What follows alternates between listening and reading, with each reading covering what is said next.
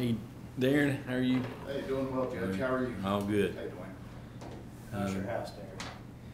My house? Yeah, the jailer's house. It needs painting. All right, we'll call our meeting to order. Good evening, everyone. This is our regular monthly meeting, January 28th. And just as a result of the state of emergency declared by the governor of Kentucky due to the global COVID-19 pandemic, in accordance with recommended and mandated precautions related thereto, the following meeting notice was issued. And this meeting is being hosted from our Scott County Courthouse here at 101 East Main Street. It's being broadcast live through the Scott Fiscal Court YouTube page. And due to the pandemic, public attendance will not be permitted at this meeting due to the contagious nature of COVID-19. Public comments were accepted prior, and we had no public comments made. So with that said, I would like to ask everyone to join me in the Pledge of Allegiance. And Mr. Corman's going to lead us today. Appreciate it, Mr. Corman. Will you join me? I pledge allegiance to the flag of the United States of America and to the republic for which it stands, one nation, under God, indivisible, with liberty and justice for all. I did give Kelly a heads up prior to that. So thank you all and appreciate it very much. Would like to ask Stacy Hamilton to call the roll. Mr. Hostetler? Present. Mr. Lyons? Here. Mr. Wallace? Here. Mr. Corman? present. Mr. Ellison? Here. Mr. Burke? He's here. Mr. Livingston? Here. Mr. Marshall? Here. Judge Covington? Present. And just make sure that the record reflects it. Mr. Burke is present. Yes. Thank you. The next item on our agenda are two separate minutes from prior meetings, 1/8 and 1/15. Are there any questions or comments? I believe we could approve these together in one motion. Well, I want to abstain. I wasn't here for the. Yes, sir. 28th, Motion to approve both sets. Motion from Mr. Alvin Lyons to approve. Second. We have a second from Mr. David Livingston. Any other questions or comments related? With that said, all those in favor, please say aye. Aye. Any opposed? Motion passes. Minutes are approved. Next in your packet were transfers. Any questions or comments related to those transfers as presented? I'll make a motion to approve. A motion from Mr. Kelly Corman to approve. Is there a second? Second. A second from Mr. Chad Wallace. Any comments, questions? I think I saw, did we transfer the money for the cameras? 700,000? How much was it? 170. little different. I'll pull it up. That 7 was in there somewhere. Yeah. I'd like Mr. Corman to be on the budget committee. Are we getting ready to send that, I suppose? Kelly, which one? Can you specifically? Well, just to order the cameras. I know we've made the transfer now. Oh yeah, no. They've not sent us an invoice yet, and to my Michelle. Yes. I've not signed an invoice from them. I sent the money. Michelle, can you help us with that? Just the mechanics. Did you transfer that to? Yes, the money's been transferred in anticipation for the invoice due. Okay. Gotcha. All right. Yeah, and the plan is that they're going to do. They'll send us an invoice, but then they'll schedule some training, and that all happen before we actually physically get the equipment. So Any other questions or comments?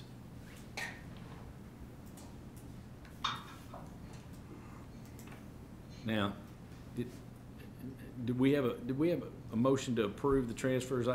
Yes. Okay, Kelly made the motion. Do we have a second? I second it. All right. So we have a second. Any other questions or comments? All those in favor, please say aye. Aye. Any opposed? Motion passes. Transfers approved. Bills and hand checks as presented. Any questions or comments related to those? Motion to approve from Mr. Lyons. Is there a second? Second. David Livingston with the second. Any questions or comments? All those in favor, please say aye.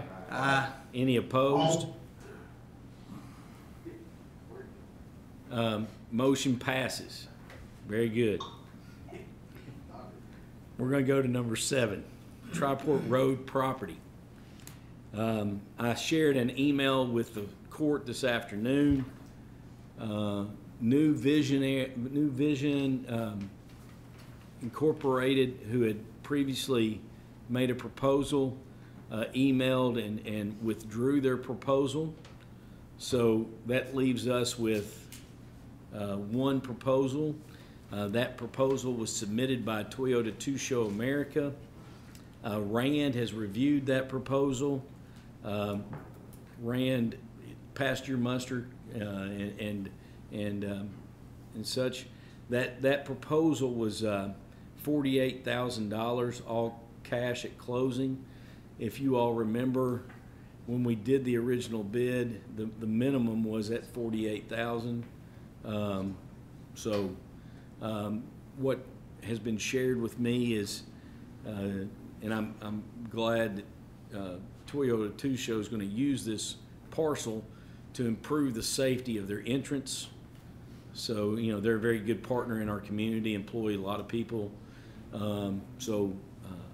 I'm pleased to report the proposal and would like to entertain any questions or comments. No comments, just a motion. A motion from Mr. Rick Hostetler to accept that proposal. A second from Dwayne Ellison. Any other questions or comments? Judge, just to make sure we're on the same page, this would include giving the judge authority to sign a contract with Toyota Two Show to sell it for $48,000. I think that's one of the next steps. And then I, in conversation with Toyota Two Show's representative Matt Nunn today, I told him after the consideration of the court that we would reach out with how to finalize the transaction. I was depending on you for that, so we'll coordinate with him.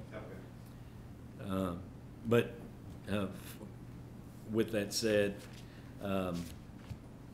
we've got a motion, we've got a second, and any other comments or questions? All those in favor, please say aye. Aye. Any opposed? Motion passes.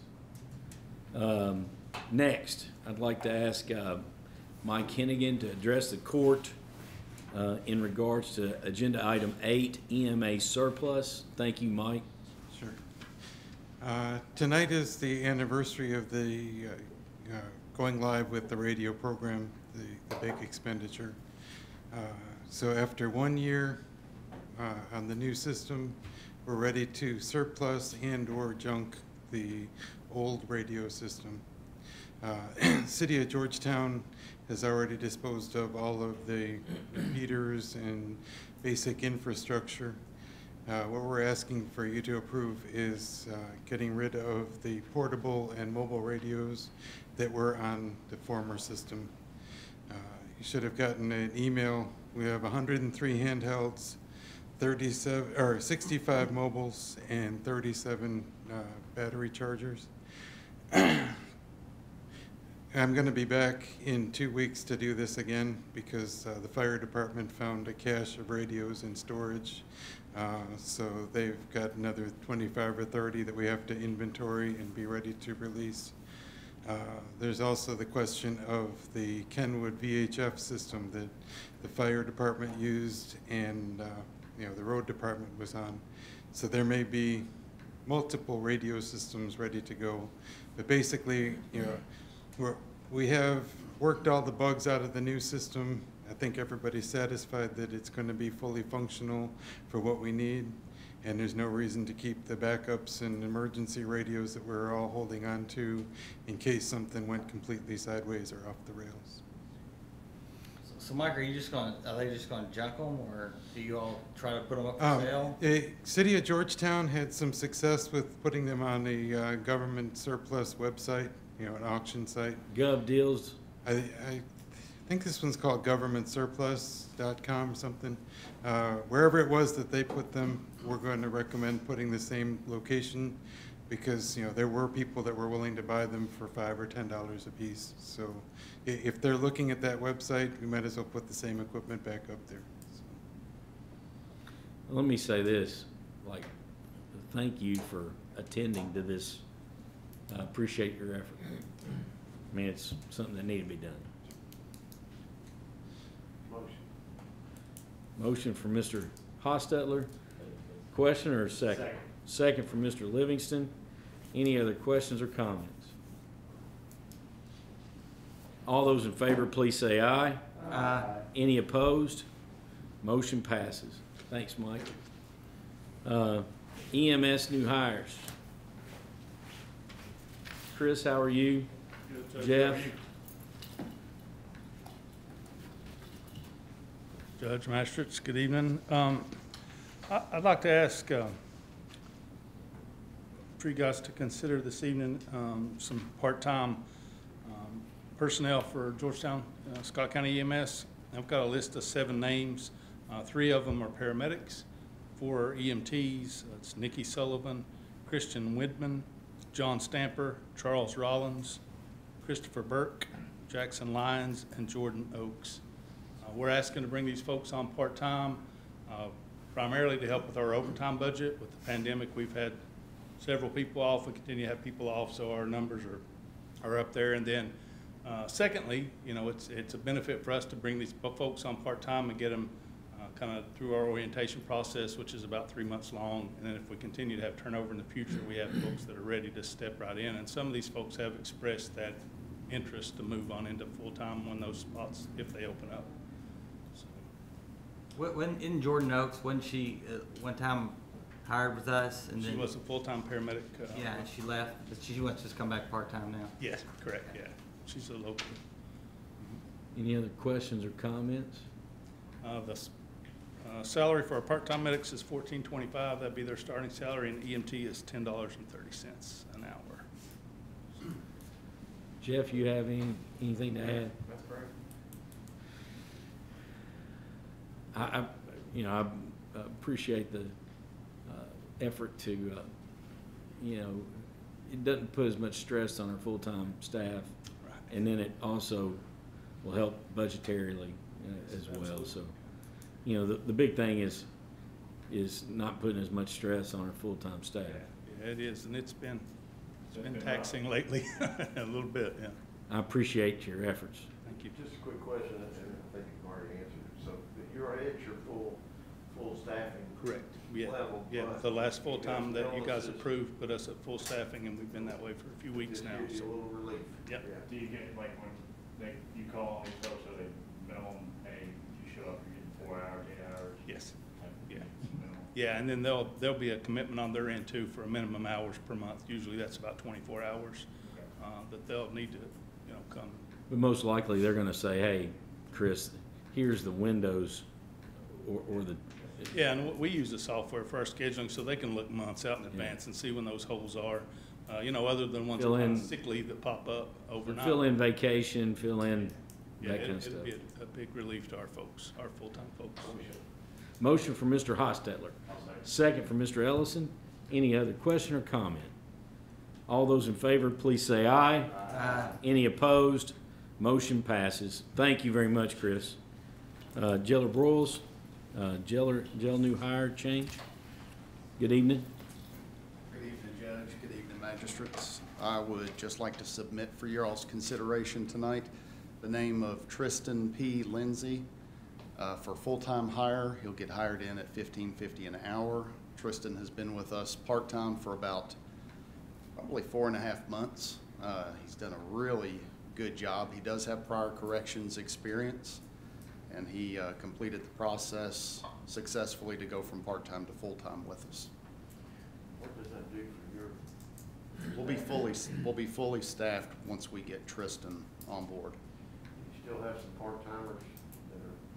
Yeah, not enough. I was going to talk to Mr. Mudrack about opening it back up for part-timers again. Probably tonight, talk to him, and hopefully in the next couple of weeks get that opened up. Very good. Any other questions or comments? Motion for Mr. Lyons, second for Mr. Ellison. Any other questions or comments? All those in favor, please say aye. Aye. Any opposed? Thank you. Motion passes. Thank you very much. I have a quick question for the jailer. I saw on our vendor list that we're paying money to Woodford County Detention Center. Are we housing inmates over at Woodford County? I think that would be from a month or so ago. I'm not aware of us currently housing anybody over there. We may have one over there, but I would say that's from maybe 2 months ago where we had an outbreak and they helped us house at that time. Okay. Off the top of my head, I don't know of any of our Most of our inmates are in our jail right now currently. Correct, yeah, we've got 6 that are being housed outside of our facility. Franklin County, I know, Clark County, and it's possible that Woodford County is one of those, Mr. Wallace, but off the top of my head, I can't think of an inmate that's in Woodford County. So that's possibly from a couple of months back. But we're currently housing 6 outside of the county. Yeah, but you're at 101 or something today, right? Yeah, we're right at 100. Yeah, for your inmates? Yes, sir. Yep. Okay. Thank you. Yes, sir.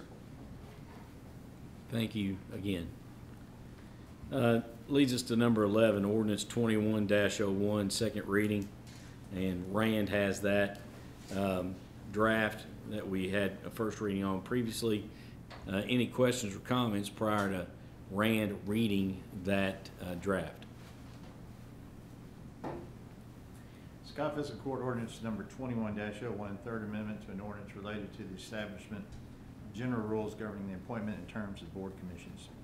Whereas the Scott Fiscal Court approved ordinance number 99-10 on October 14, 1999, establishing general rules governing the appointment and terms of boards and commissions. Whereas said ordinance was amended by the Scott Fiscal Court on July 23, 2009 by ordinance number 09-04. And whereas said ordinance was further amended by the Scott Fiscal Court on December 9, 2016 by ordinance number 16-09. And whereas it is not statutorily prohibited under Kentucky law to establish term limits for local air boards, whereas the Scott Fiscal Court now desires to change the ordinance to amend term limits for local air boards to no more than 4 consecutive full-term appointments.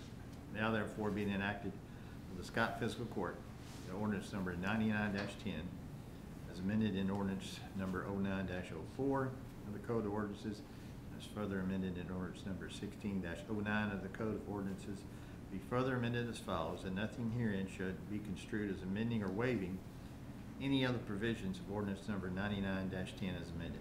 Section 2, regulations, E1. Except where statutorily prohibited, and except for local air boards, when the full term of appointment to a board or commission is 4 years, there shall be no more than 2 consecutive full-term appointments.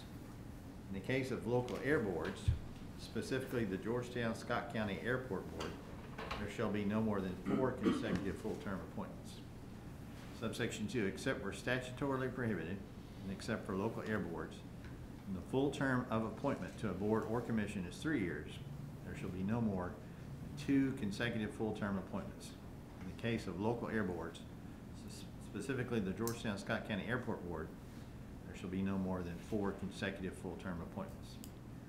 Subsection 3, partial terms when a member is appointed to fill a vacancy shall not be counted as a full term. Section 3, effective date. This third amendment to ordinance number 99-10, as previously amended, shall become effective upon its passage and publication. The foregoing third amendment was read for the first time January 15th, 2021, and for the second time and passed, assuming you do tonight, January 28th, 2021. Any other questions or comments? I'd like to make a comment. I know the first time we brought this up, I made the comment that I wasn't sure that felt good about changing this just for one board. And I think just before we take the vote, just to explain my vote a little bit, because I've had a change of heart since we voted the first time. I think I'm gonna go back to my original thought, which is, I think the term limits are good. I'm not sure that there's one board that's maybe tougher to be a board member on than others. So just, I think that for me, I'm gonna go back to my original thought, which were the term limits are good. That's my comment. I would concur with Mr. Corman. I will applaud the judge as far as opening up for doing a better job of publicly advertising for boards, because down our agenda we're going to see where there's plenty of interest in Parks Board, and I think the same can be achieved with this board. Just to make sure everybody understands, there is still term limits. It's just max of 4 terms, and I certainly respect your statement and understand the concern, and I can't say that I don't understand. You know, I understand those concerns 100%.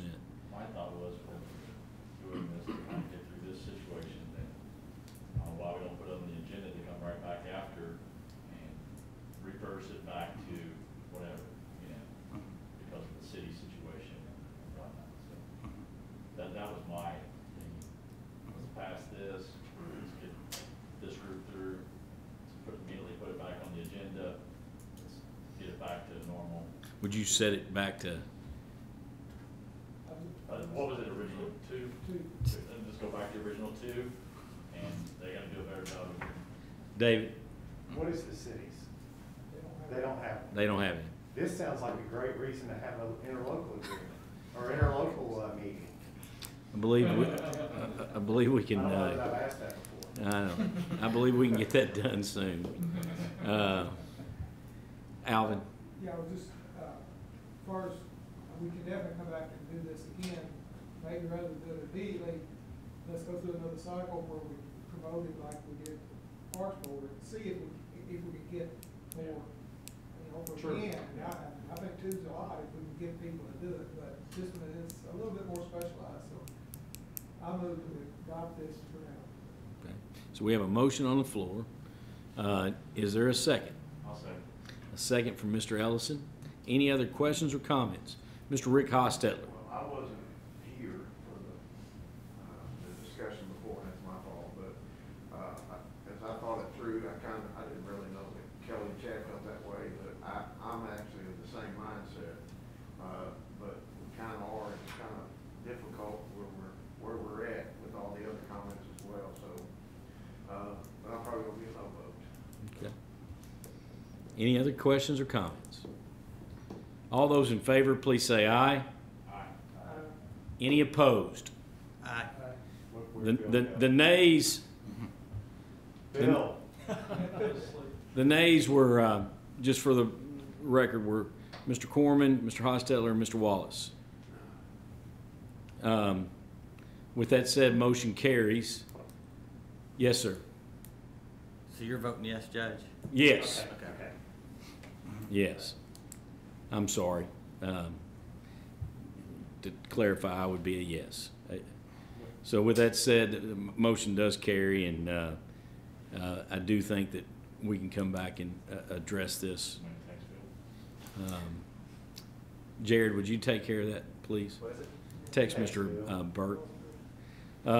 So with that said, back to number 12, board appointment, Parks and Rec. You know, I can't take all the credit. Kim Rice helped produce the PDF for the application, and then our social media intern helped us get it posted up, and you know, we put that out and advertised that opening and that opportunity, and I think that's what we should be doing. and we had 5 individuals, and, you know, looking at the responses, I think all 5 are people that are worthy of consideration and would do a good job. Kim shared a little information of her personal experiences with a couple candidates. I shared a little bit of information that I had with a couple candidates.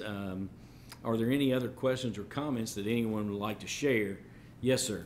I was wondering if those, when those were sent to us, were they sent in a particular order of?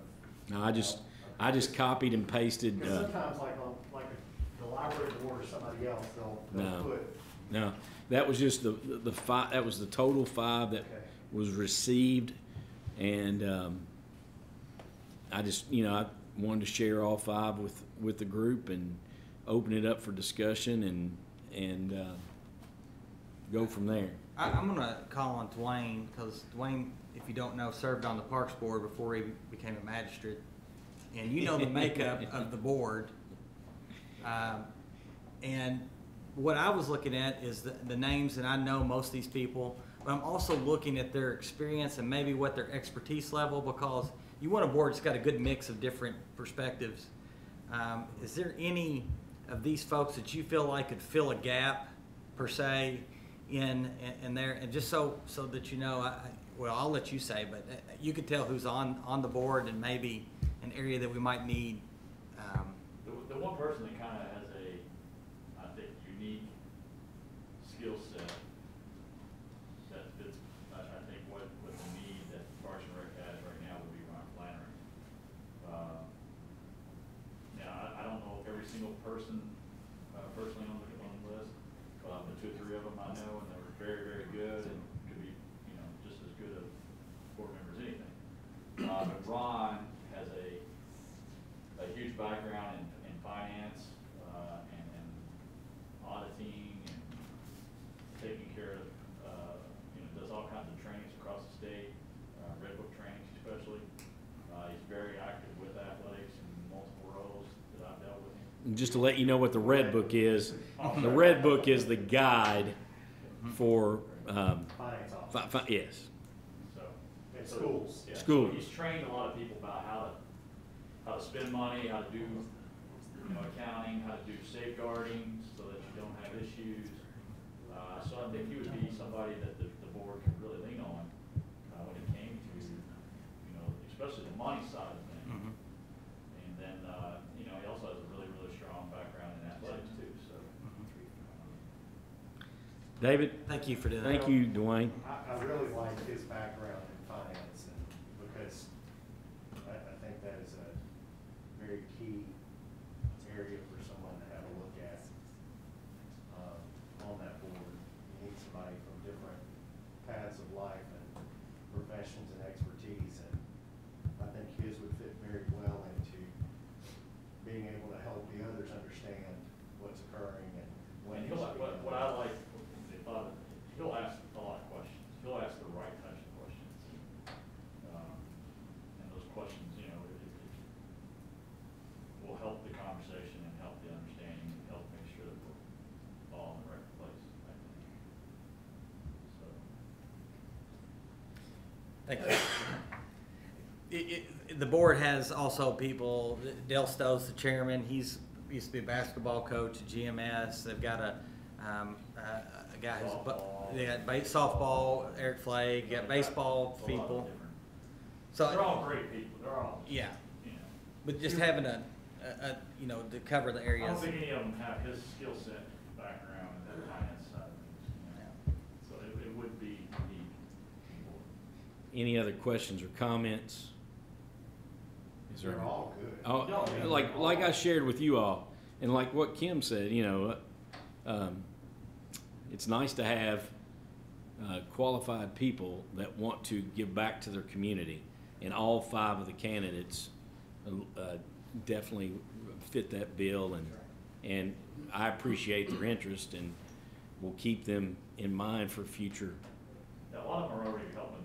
And, some way or another. and for what it's worth, the city is going to consider they have an opening as well, and they've received the same emails that I did. So, any other question or comment about any other candidate? Just a quick comment, I don't know, I know one of the folks, and I know that's Sharon Flint, and I know she has interacted with Parks and Rec quite a bit, and still does with her work at the extension office, and, so, I think she would be an Oh, yeah. asset, but,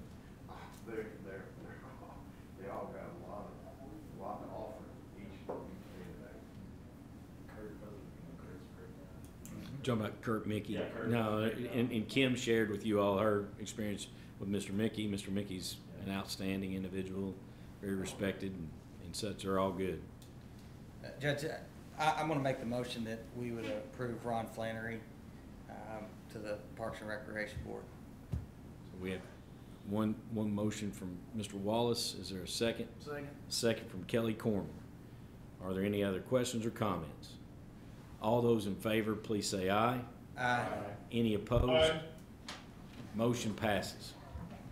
With that said, I do have a new business, and just wanted to share an update. I shared this via email, and we received bids from 5 different architecture firms or teams for the Lyle Road Soccer Complex. David Livingston, Chad Wallace, myself, J.R. Brandenburg, and Tim Tevis and Kimberly Rice all reviewed those. It's been suggested that we call the 3 of those in next week and just do a Q&A, not a full-on interview, to try to get some clarification. And then I also, there's one bid that we had some questions about, and going to address some of those questions with the party and then report back to the committee next week. And then we have a work session scheduled for next Friday, and I have invited the Shepherd's House to come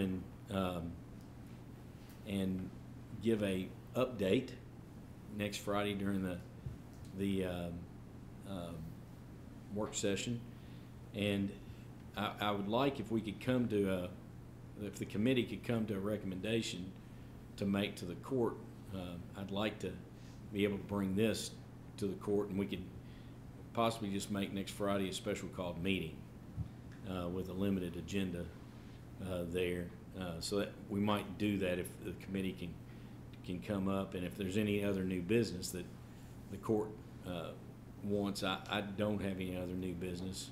I also had talked with Jeller Broyles about addressing the court here in February as well, about we had put into the budget and discussed a feasibility study about a detention center, and that was Darren and I have had a comment and a conversation about just having a discussion with the court about that study and next steps.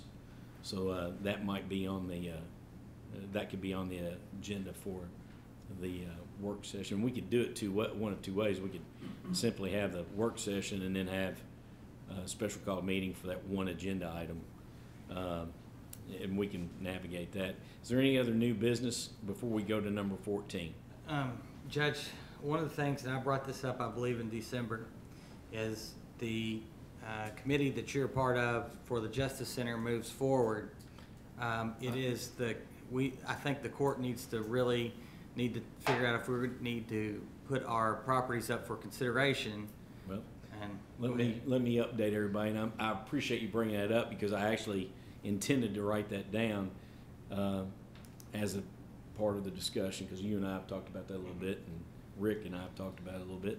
Today at 1 o'clock, our project development board had a meeting, and the project development board approved a public hearing for February 18th. And at the February 18th meeting, we will entertain and take public comment, and any citizen can offer up their property as potential site or part of the site. I don't, you know, and I've shared this, and the PDB has, you know, members of the PDB has expressed the same thing, that it's our hope that we can find a site downtown. So with that said, I'm really glad you brought that up. I will advertise no later than Thursday in the paper the public notice for the hearing. And after that is publicly noticed, then I can talk to anybody, and anybody on the PDB can talk to anybody about potential sites. So is that something that the court would want to discuss next Friday? That's why I brought it up. Yeah. I think that's something that we need to discuss.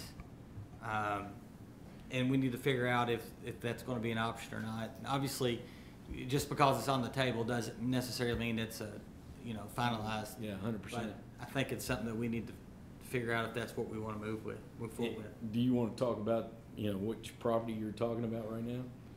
Yeah, I mean, you would probably know more than I do, but I would assume that it would be the coroner's office, the sheriff's office, the parking lot that is adjacent to Morales Way is the only county properties that are on the east side of Hamilton Street. I guess that's North Hamilton.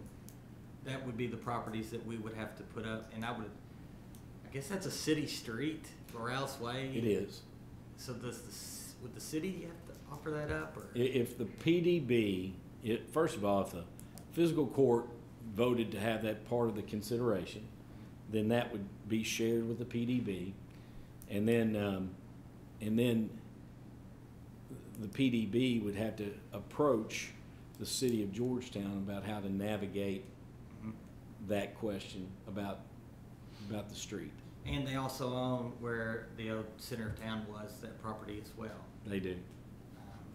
But I can't. And on that corner, They'll have to figure out yeah, what they want to do. but on that corner, there's 2 parcels that are privately owned that the PDB would have to, you know, discuss. Do we even know if that footprint would hold what the requested square footage is? So I've asked Mike Carroll, who is the architect for the PDB, to essentially, you know, give me a footprint. You know, how big the and the other part of the consideration is the requirement, the program document requirements include secured parking for judicial staff. So that has to be part of this footprint. David, once I get that, that's something that's public domain, and I could share with everybody.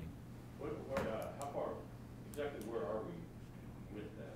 What stage are we at as far as the bidding? Okay, so we'll do the public notice on the 18th. Well, I'm sorry, we'll do the public notice, and we'll have the meeting on the 18th for site solicitation. And then on the 25th, we'll have another meeting. That's our regular scheduled meeting. And we're actually going to, we'll interview 4 different companies that have made bid. If all 4 meet the AOC response guidelines, then we'll interview all 4 that met if they meet the guidelines. We'll meet for construction manager. So we'll interview construction managers on the 25th and hopefully make a selection on the 25th. As an architect or anything? Yeah, we've selected Branstetter Carroll. And then now you're just trying to. Now we'll do the CM, and then, you know, hopefully try to start narrow down the site selection. What's the timeline as far as, what are they looking as far as completion? Are they even? Oh, it's like a 2.5, 3 year, you know, it's a long process. Any other questions or comments? So is that something that the court wants to possibly have on an agenda for discussion and consideration at next Friday's? If we, let's go on and say I'd like to have us make that a special called meeting. Is that something y'all want on the agenda? The only thing that, you know, if we don't have the footprint, it kind of makes it tough to really think through that though. So it's kind of like, But- talk all we want, but if we don't really know what we're dealing with. But I think what, You think we'll have it? but like what I think Chad's saying is that we, as a fiscal court, consider offering that up as one. If it doesn't meet it, then it doesn't meet it. Yeah. Or the court says, no, we don't want to offer it up, and then Right. at that point, they're looking at other options, I guess. And just being 100% transparent with you all, and who knows, you know, it's just, in my mind, it's just very difficult to find a site downtown and to navigate the whole thing. You know, the more options you have, the better off you are. Yes, sir. So the one thing we've got to be cognizant of too is if you are going to offer up that property, you better be prepared to build a sheriff's department really fast. Yeah, no, That's a yeah. That's a parallel. Well, that's why I'm even bringing it up, Dave, because I think that Yeah. if the court decides they're gonna go one direction or another, even if, we need to start thinking in those terms. Or not even potentially build, but other locations. Yeah, to find a temporary location or where, however it goes. The meeting, the public meeting, how's that going to be hosted? Is it going to be? It's virtually, and Can we not do that like in a gym or something? no, the AOC, Chief Justice Minton has, like, there can be no public meetings. And here, to give you an idea, today during the Zoom, the AOC regulations are that no two people that are on the PDB can meet together on a Zoom to Zoom in. You had to be solo. I'm just telling you. So, but here, let me share with everybody. So, the public comment. There's two ways people can participate. If they want to participate, they can either submit a written comment, and that's one way, or they can request a Zoom link. We will give them a Zoom link, and then they can join the Zoom, and then they can be called upon and have a chance to address the PDB in a real time. And I felt like that was the best way to do it. It's really our only way. So, yeah. So with that said, any other new business or comments? Just a comment, you and I have talked, just like it sounds like you and Chad had, over those same properties in that block, so to speak, but then David's got a good point, and I've thought about that as well. But you said this timeline is a couple of years out anyhow, not. Completion. Yeah, completion, right, which means we're probably gonna spend most of this year getting it all ready to go. Probably, that's a guess on my part, but a little education behind that. But still, David brings up a good point. So, and then in the discussion, if we're gonna discuss about that kind of things, maybe it's time to start a discussion, not only that, about potentially for a sheriff's office and a new coroner spot, if that's how it goes. Also, you know, we all know that the jail is still overcrowded, even though a lot of folks have been moved out of the jail with all these COVID things and the way they've been able to do that. There's still, what'd you say, 100 or 101 today, and it's an 86-bed facility. I think that's correct. So anyhow, maybe we need to generate quite a bit of conversation. That could be done in the workshop. But Well, that in the conversation, what I just mentioned with Jella Broyles coming next, possibly coming next Friday, which we talked about. Cool. Okay. If we even want to consider that, the feasibility study has to be done, and that's the correct process. Correct, Mr. Jella Broyles? Yes, sir. Yeah. So. Feasibility study is the beginning of the process. Yeah. So. Right. And that kind of just tells us the information to make decisions. So. Yeah, I think that's what I'm talking about. I'm not speaking Yeah. to David, I think he's looking at the same thing. Yeah. But we had put that in this year's budget, some money, and we talked about it, and it's time to probably talk about it. So, with that said, number 14, executive session, KRS 61810 1C and KRS 61810 1F. Is there a motion to go into executive session? Motion from Mr. Livingston. Do we need a separate one, or we can take? No, we can do it together. Okay. We have a motion. Is there a second? Probably need to read the executive part, It's for pending litigation and potential appointment of personnel. second. Second. Any other question or comment? All those in favor, please say aye. Aye. Any opposed? None opposed. We'll go in. Bill, have your cell phone, and we'll call you on the cell phone.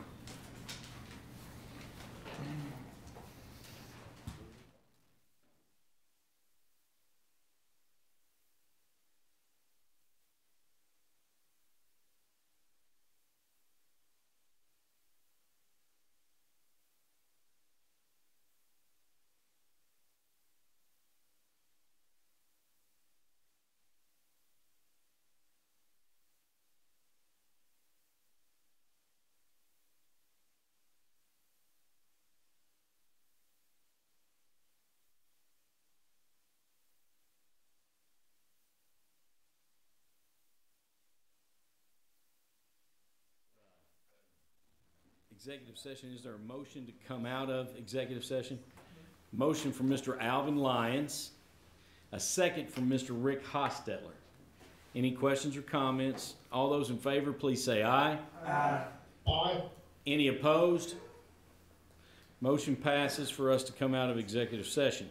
From that executive session, I'm going to ask Mr. Rand Marshall to read a potential motion for action to be taken, and then any member of the court could make that motion and entertain a second if it's if it's the will of the court. And the proposed motion is that the court authorize Tom Fitzgerald to represent the county in a Franklin Circuit Court action filed by the Energy and Environment Cabinet against the County Waste Services of the Bluegrass, opposing the extension of the operation of the landfill and rather seeking the immediate closure of the landfill. Who would like to make that motion? Rick Hostetler makes the motion. Is there a second? I see a second from Mr. Livingston. Any other questions or comments? All those in favor, please say aye. Aye. Any opposed? Motion carries and is passed. In the second matter discussed in the executive session, KRS 61810, in the matter of a possible appointment, no action was taken, so let the record reflect that. With that said, is there a motion to adjourn? Motion from Kelly Corman. Bill got the first. Bill Burke with the first, Kelly Corman with the second. All those in favor to adjourn, please say aye. Aye. Motion passes. We are in adjournment. Thank you.